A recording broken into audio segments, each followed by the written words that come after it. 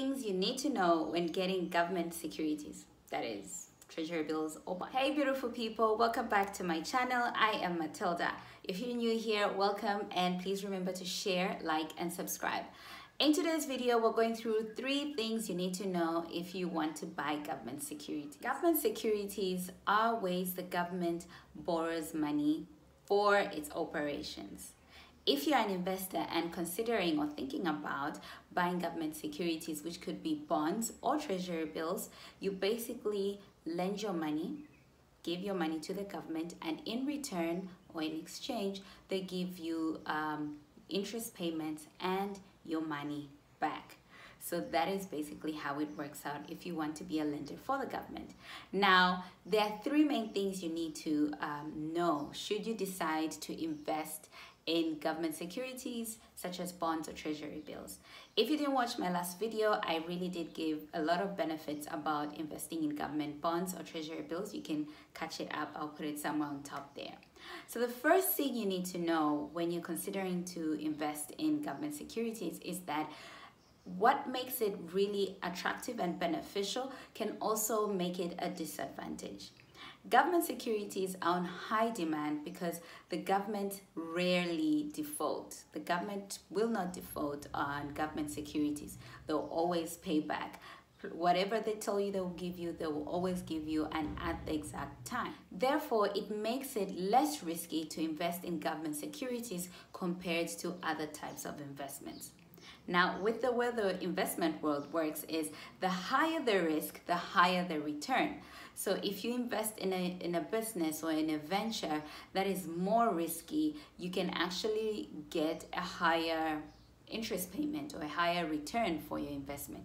So because the government securities are on high demand, and also it's really unlikely, almost impossible for the government not to pay back, they do not have to pay such a high interest rate for borrowing your money. So this means that government securities will have a relatively lower yield, lower interest rate than other investment opportunities. I mean, why should they have to pay more? The risk is really low. So when you compare investments, for example, in Zambia, where I am, if you're going to lend to ordinary citizens, especially if you're in microfinance or you're a micro lender, you could make this money that you will make with the government within a year. In 6 months, you could make it. You know, you could charge, there's pretty high interest rate, about 30% per month, 20% per month. So you could actually make this money pretty easily. So because of the way the government is a low risk investment, and also because there's high demand for government securities, it's a very safe investment. So the yield or the return on your money won't be as high. So that's one thing you need to consider as you're considering government securities. The second thing you need to bear in mind as you are thinking of getting into government bonds or treasury bills is that there are taxes attached to these types of investments. In Zambia, for example, there's a 15% tax that is attached to treasury bills and government bonds. So at the date of maturity, you will be taxed 15% of your interest, not on the principal, but on the interest that you get. So that's something you need to know.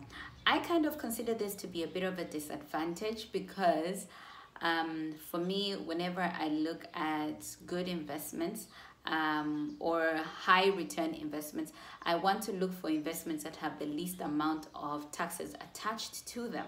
However, like I said in my previous video, I still want to do this even though there are tax attached to it, because I just feel like I want to try it out. So I hope you also try it out despite Anyway, so there's a 15% tax attached to it. Even though there's also a 1% handling fee for that, I don't mind. I feel like it's normal because you want the people handling this to kind of be like well taken care of, whatever institution that is.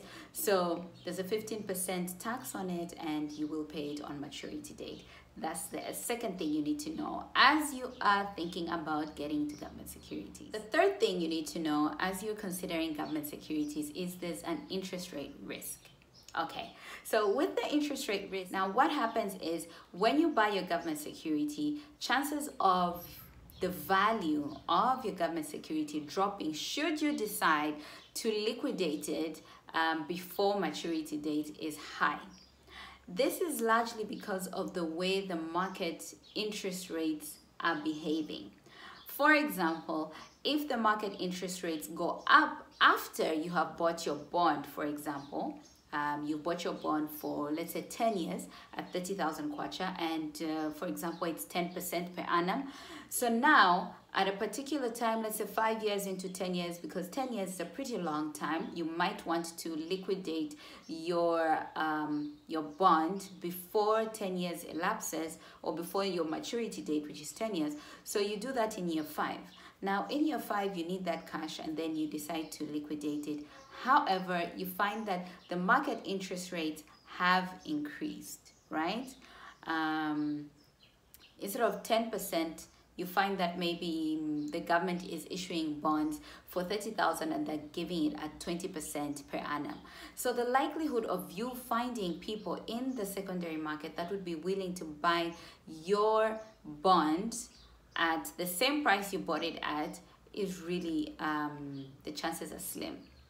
You will have to sell it at a lower price than the 30,000 kwacha that you bought it for, so that people buy from you, so that they are also compensated for the amount of money that they'll lose out by buying from the amount of money they'll lose out by buying from you instead of buying from the issuer, which is the government.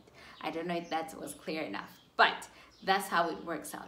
So in the same way that if the interest rates go up, the value of your bond goes down. If the interest rates drop, let's say when you want to liquidate, the interest rates are at for a 30,000 bond, for example, the interest rates are at 5%, meaning that more people would be more than willing to buy your bond for 30,000 kwacha and get a 10% return on the investment, because it gives them a higher return than what is available on the market. The best way to go around the interest rate risk, or to avoid the interest rate risk, is by keeping your bond or your bond or your treasury bill until its maturity date. But other than that, those are 3 things you need to consider. Number 1 is the high demand for government securities makes them have a low yield or low interest rate. Number 2 is there's a 15% tax attached to it. And number 3 is the risk of interest rates. But once you have all those in mind, as you decide to buy government securities, these 3 things will help you really know for how long you should invest your money for, and when you should also invest it, so that you actually make sure you get the most for your investment. If you liked this video and you felt that it was beneficial, please remember to hit the like button and the subscribe button so that you're notified of any and all uploads I make during the week. But other than that, thanks for watching, guys.